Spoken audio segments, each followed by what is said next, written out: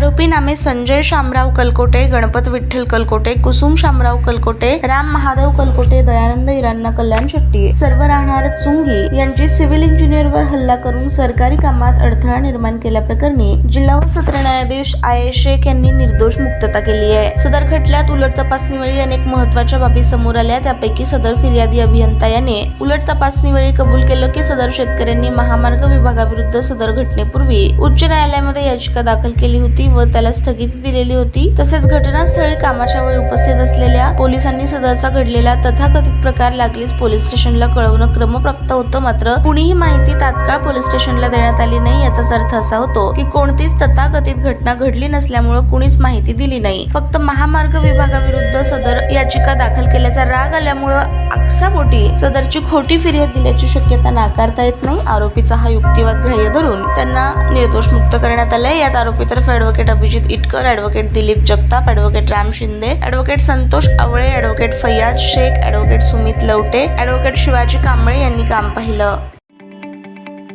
ताज्या बातम्या पाहण्यासाठी प्राईम महाराष्ट्र न्यूज चॅनलला सबस्क्राईब करा।